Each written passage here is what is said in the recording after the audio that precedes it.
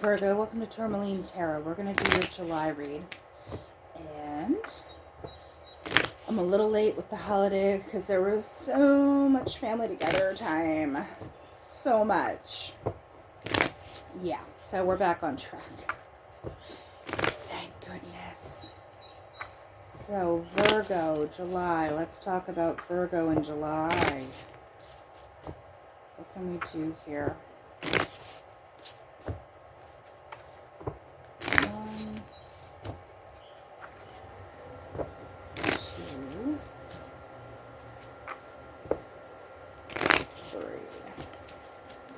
Here we go, give a good cut.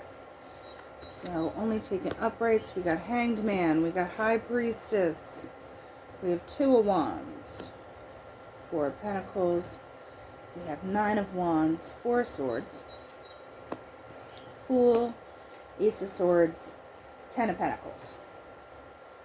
So center of it we have Nine of Wands, right?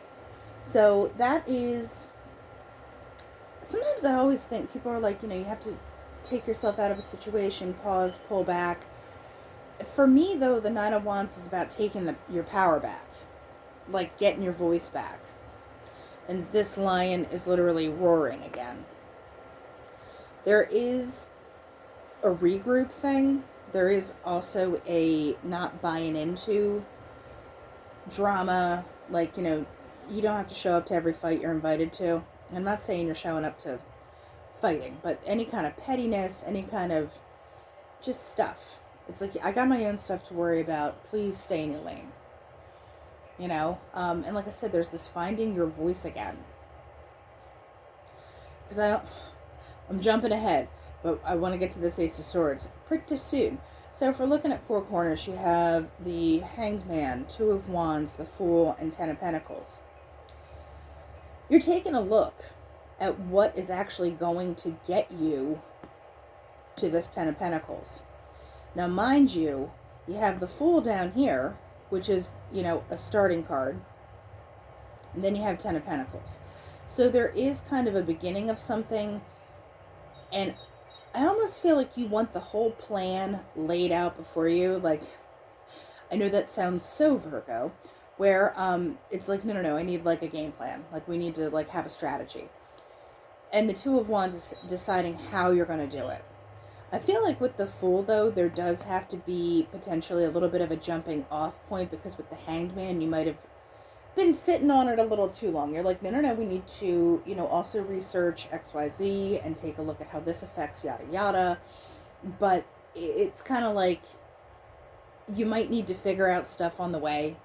Like, you might want to pack a bag of snacks for the road trip, but you might just need to stop at a 7-Eleven and be like, we'll get a churro when we're on the road. Like, we don't have time for that. Like, we'll get a Gatorade when we're driving. Like, we'll stop at a convenience store. So you can't plan everything. But I feel like with the Ten of Pentacles here, you're able to get there with a little bit of like, we're going in. We're coming in hot. Because if we're going to read it, this way here, we have Hanged Man, Four of Pentacles, the Fool. There's a holding on. Like I said, there's an element of like, no, we need to figure this out. We need to figure this out. I think it's funny because this guy's on a diving board. It's like, when someone plays the prank where they push somebody in the pool. I feel like the universe is potentially trying to be like, Virgo, get in the pool. Get in the pool, Virgo. And I feel like on some level, you do trust it because you have High Priestess, Nine of Wands, Ace of Swords. So there is a little bit, and High Priestess is sometimes a Virgo card for me, so I feel like you are showing up in your own way. You do need to embrace a little bit of this Aries action, because you've been Pisces, you've been kind of thinking things through, really up in the noggin. But, I also want to point out Pisces is the end of the zodiac. Aries is the start. So are you holding on to some kind of ending or some phase where you're like, well, I'm not ready for it to be done, or I need to have everything laid out before I start this new thing. And there is that, pushing you in the pool aspect, where it's like, no, here's the deep end. Welcome to it, Virgo. So there is a letting go in that aspect. But with the High Priestess, I feel like you're kind of okay with it in a way. It's almost like you need that nudge to be like, okay, to kind of kick you out of your own brain in a way. And the High Priestess is also quiet. You know, she doesn't really have to advertise or shout about it or get up on the rooftops and let everybody know her business. And with that Nine of Wands, I feel like once you have that figured out, like you are ready. Like you're finding your roar again. And it's like everyone get in your respective lanes. Virgo has pole position. You know, like I've got primo starting point. Because then you have the Ace of Swords. And now you're taking the show on the road. You know, you found the voice, you put up some boundaries, you know, some guidelines of how people are going to treat you, deal with you, etc. And Ace of Swords is the execution of it. I keep hearing like, get a load of me, world. And the Two of Wands, you're going to take your voice on the road and see like, well, what are we going to get with this? You know, how are we going to do it? And there might be a moment of retreat with the Four of Swords, and it doesn't have to be like depression or like, oh gosh, like I simply cannot.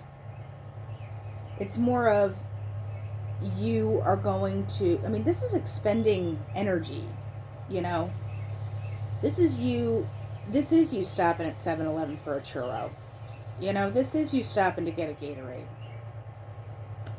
and taking a minute and kind of evaluating with this Two of Wands, which way are we definitively going? What are we doing?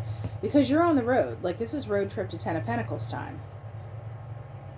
And it doesn't have to be physical. This could be just a literal, you know, metaphoric figuring things out. Because you want this whole enchilada of the Ten of Pentacles. You want all this stuff that this offers.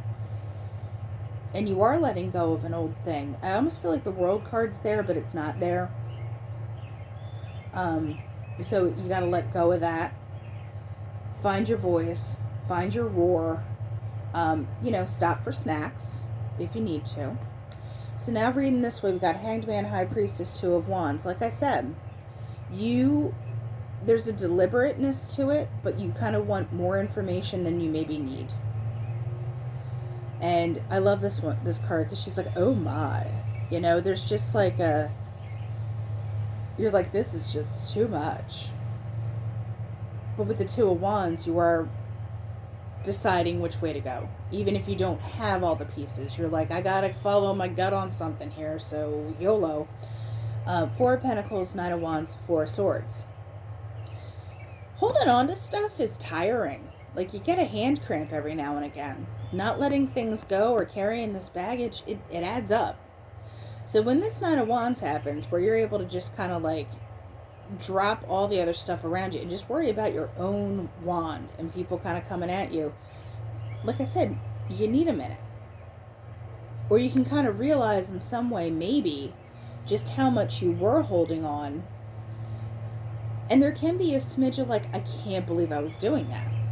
You know, but I wouldn't get it too in your head about it, because this might have been reflexive in a way, where you're like, well, if I let go of this, my hands are empty, and then what do I put in it? You know, then what do I hold on to? So there can be, like I said, I wouldn't be hard on yourself in that respect, if that is a concern. Because then you have the Fool, Ace of Swords, and Ten of Pentacles. To go from an ace to a 10, regardless of suit, that's a 0 to 60. That's like pedal to the metal, screw everything in between, we're making it happen.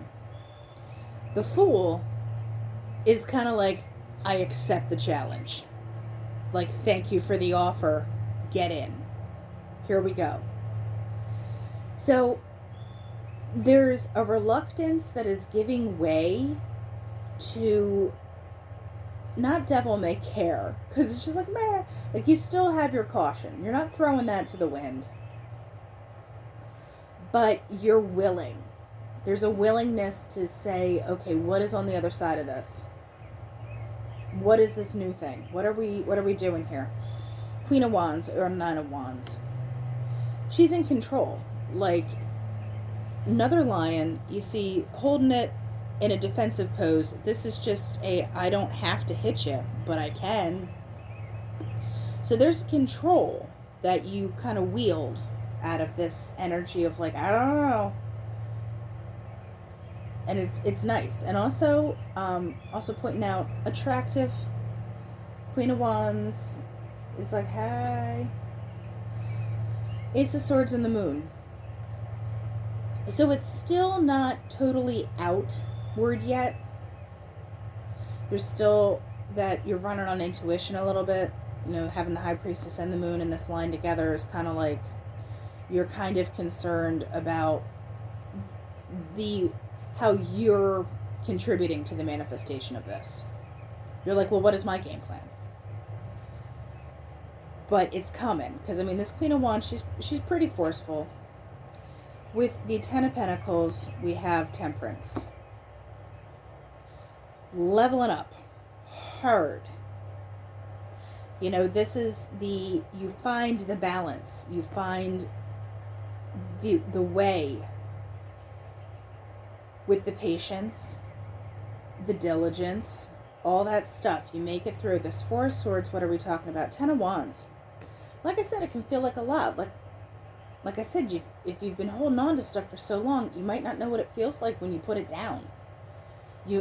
And dare I say, you might even feel a sense of emptiness. Not like in a very dramatic way, but like I used to have all this stuff to do, and now that I put it down, I don't have this to do anymore. Then what do I do?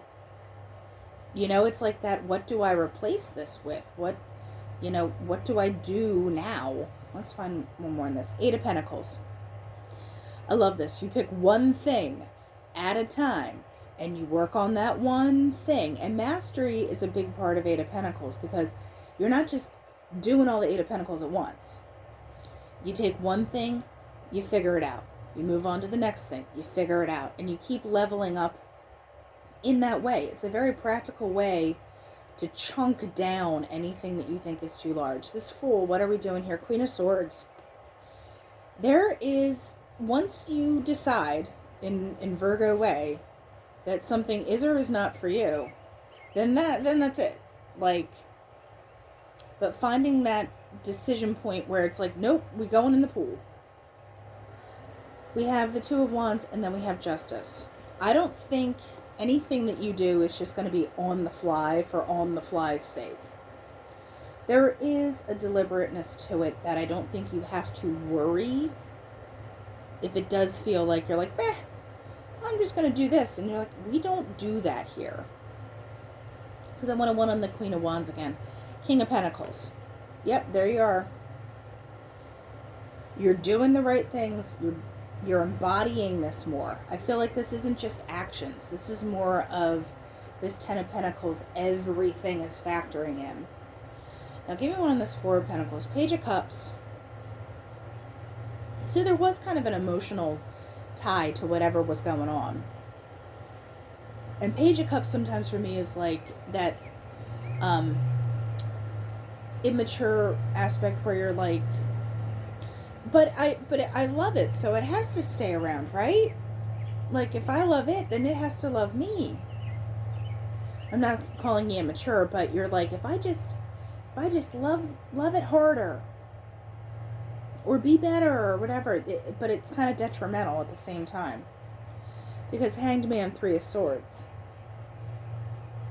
Are you trying to not get hurt about something? Are you avoiding it in some way? Or you're trying to figure out why something did hurt you as much as it did? Actually, I was going to move on, but High Priestess is like looking at me like, you better clarify me. The Magician. She knows. She knows it's in there. She knows it's possible. And there is that like, guess what, y'all? Virgo found a roar, or their roar. His, theirs, yours, etc. So I like that. So I am going to look on the bottom here. Knight of Pentacles, Five of Wands. It can feel like you are a little bit of walking through pudding. But like I said, there's a deliberateness that kind of overrides this Five of Wands. And anything that's kind of giving you any bumps along the way. So moving on to the oracle for Virgo, what do we have here? You have the children, the bear, and the heart. There is a new beginning, but there is a protectiveness to it that you just don't want to go all in.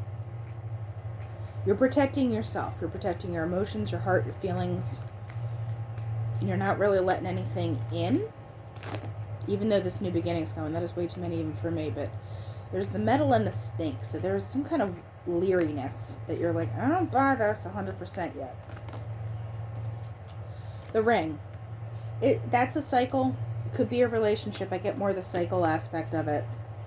Just because, like I said, the world card is there in theory almost. Like, as a shadow. Then we have the mirror. The broken mirror. The tower. The wine. And then we have the fish. So something does have to change about your perspective.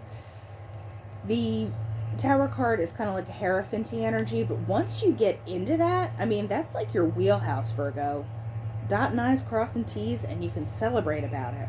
But it requires, the broken mirror is like a hangman card for me. There is kind of an acceptance that when the wheel turns, when the wheel goes, you're going in the pool. Like, there's that fool energy where you almost have to be happy about it and be like, we got this. And you go in. Actually, I do want to clarify the ring one more time.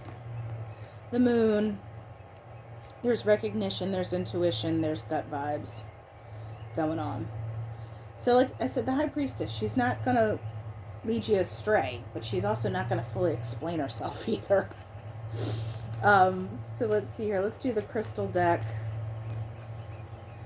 Let's get a little cosmic pep talk for Virgo. What do we got?